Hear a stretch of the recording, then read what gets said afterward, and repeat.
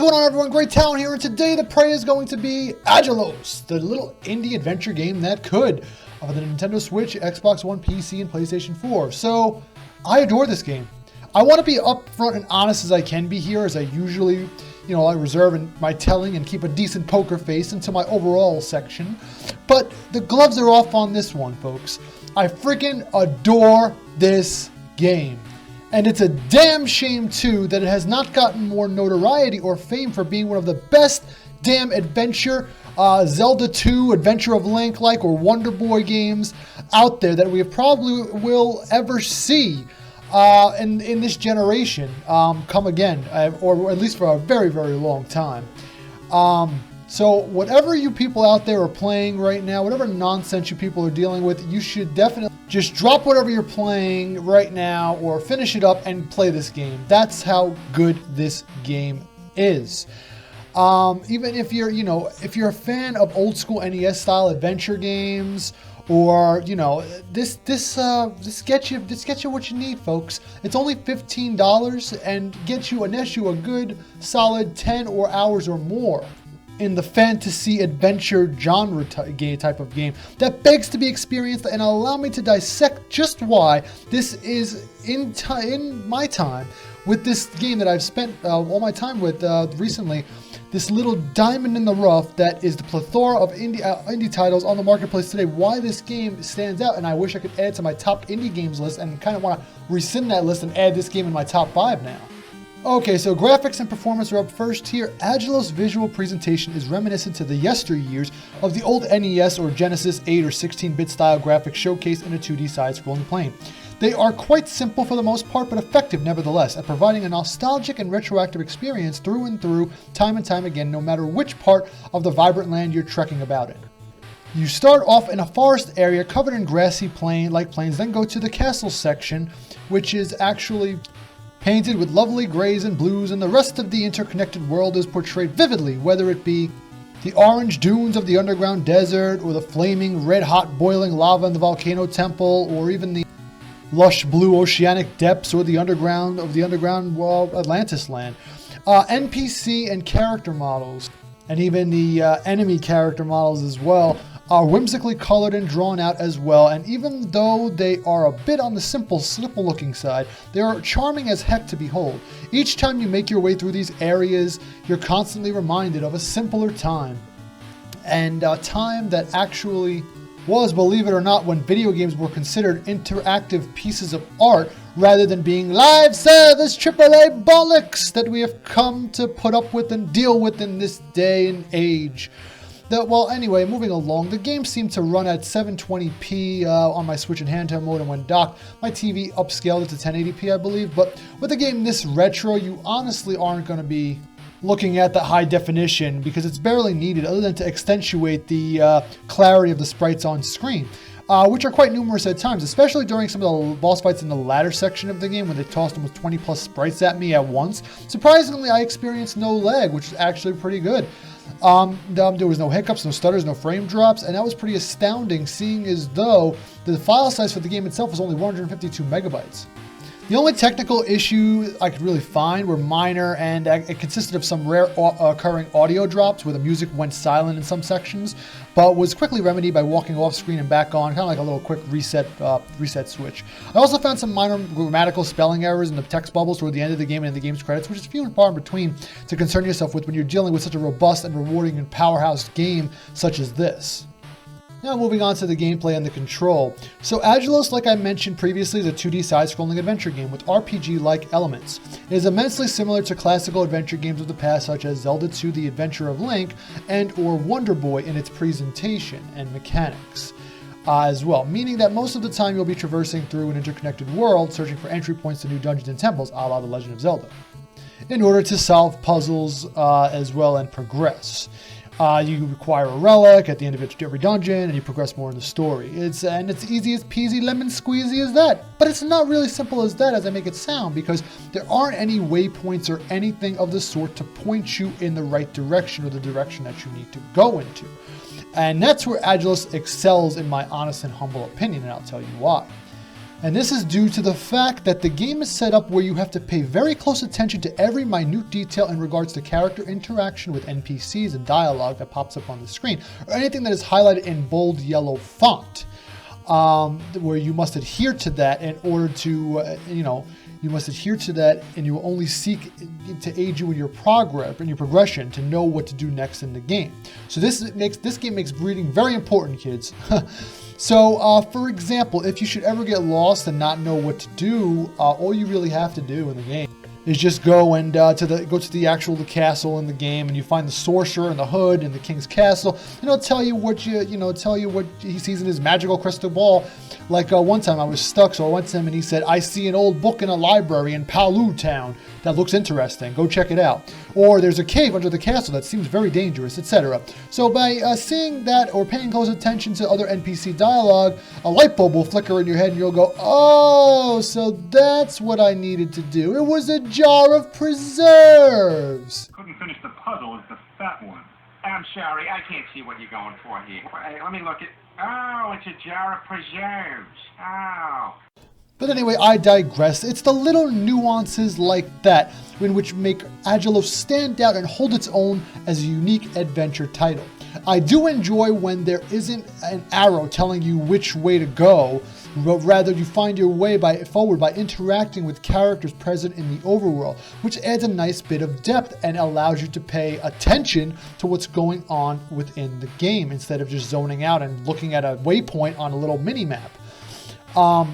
Moving along to combat. Combat is in the form of hack and slash. So you can hack and slash your enemies, and you're constantly able to unlock and purchase more swords and armor and gold looted from enemies or chests to improve your defense or offense, and you will need to do so or you will struggle in this game, especially in the latter half of the game or the end game, where the enemies are hit so ridiculously hard that it will freaking tank you within seconds.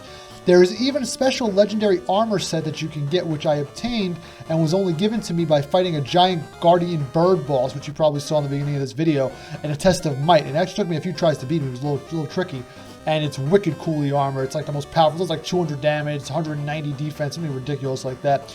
You also get magic attacks also. And they revolve around elements such as fireballs, water shields, rock throwing, and air dashing abilities. Magic is replenished by simply striking your foes with your sword, or by using a rather pricey elixir. You have one potion that you can hold, or one elixir at a time, in tandem with an herb and a bottle of water if you have the empty vial, which can be used and the herb, by the way, can be used as a resurrection tool of sorts if you should happen to run out of hearts. So when you run out of hearts in the game, if you have an herb on you, you just get resurrected and it replenishes 5 hearts, which is pretty cool. And speaking of hearts, like I said, the game is set up like a mini Legend of Zelda, where you can obtain heart containers from bosses, secret chests, purchasing them from vendors, or using items in the overworld, like special items such as a water bottle. You spray it on a plant, and the plant is shaped like a heart, so it just drops a heart container if you water it enough. It's pretty crazy, but I love it. Because why not? Basic enemies in the game range from adorable lizards to powerhouse enemies like bears, and you can even have you fight bulls and Taurus and demons, ghosts later on in the game. There's boss encounters at the end of each major dungeon as well. Luckily though, if you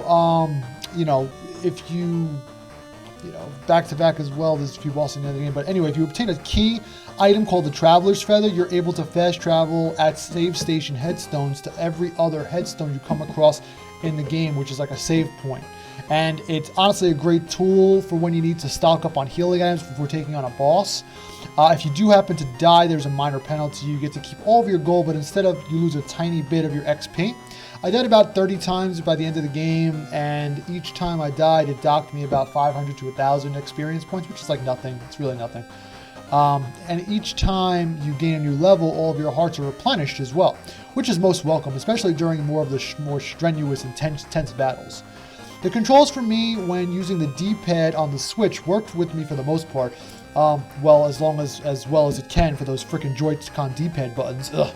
I am counting down the days for my Nintendo Switch Lite to arrive. I pre-ordered it yesterday, but anyway, and the only times I found myself getting a bit agitated were when some of the more weird and challenging platforming puzzles were which required the utmost precision and timing in controlling the character. And since those moments were, few and far in between and really only occurred in like the final act of the game, I didn't mind it too much at all. Okay, so now a bit about the story, the narrative, and the campaign. So the story of Aggelos starts off in a tiny village, and upon your exit you run into a princess who you happen to save from a bandit, in which she then thanks you after you return her home to her castle in a town called Lumen. Now after you rescue the princess from this bandit creature, she'll say, meet me at my castle, and you'll meet her father, the king, and his advisors to figure out that you actually happen to be the one that might be able to expel the darkness from the land once again. For all, there's an evil entity known only as Valiant who has been opening these rift portals in the world, and it's now up to you to prevent those portals from fully opening by gathering the power of the 4 elements, fire, air, earth, water, and combine them all together into a 5th element and save the world! The Mondachiwan have in their possession the only weapon to defeat evil. 4 elements. Gathered around a 5th. Multipass. Lilu Dallas Multipass. But yes, the story is actually told throughout a series of text bubbles, as well as there's no voice acting, nor should it be in this type of game because it would hinder the experience in my opinion. But it is very, very well told. There is not many of these story parts. It's mainly focused on the gameplay, which is how these games were back in the day, and which is great. Light on the story, heavy on the gameplay, and in the end though there's a great twist that I won't ruin in case you play it that I didn't even see coming about who you really are. They don't really tell you about who you are. Your name is Aggelos, but what does that name mean? You will find out at the end of the game, and you're gonna be like, wow, I was amazed. And this game was made by like 5 guys. It's amazing what these people can do.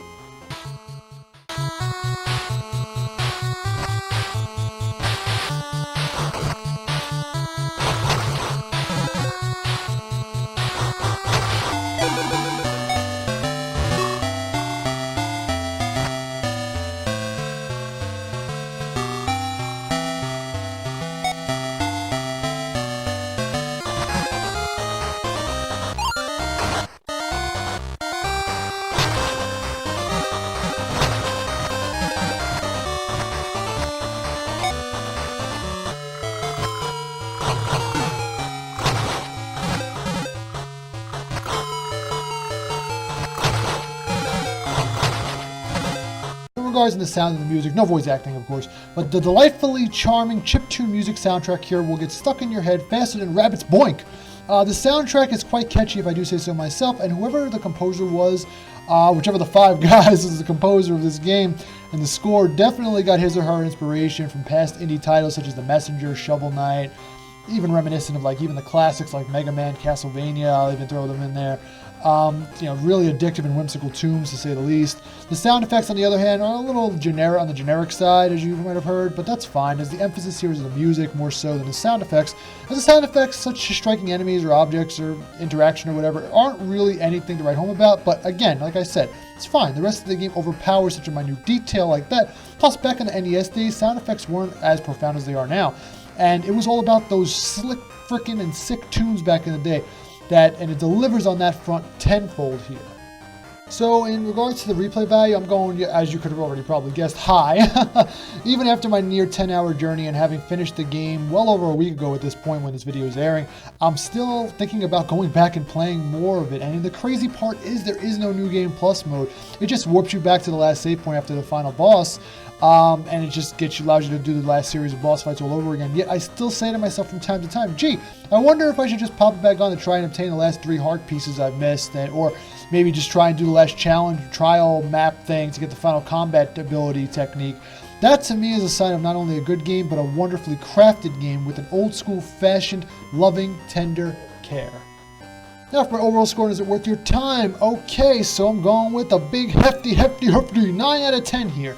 Minor technical issues such as random music failures sporadically and some minor grammatical spelling issues, this game should really be played by any fan of The Legend of Zelda, old school Legend of Zelda series, or even any type of RPG or platforming type of game that has a retro old school feeling from start to finish. Hell, even fans of games like Super Metroid or even Castlevania Originals or Mega Man will find enjoyment with Aggelos.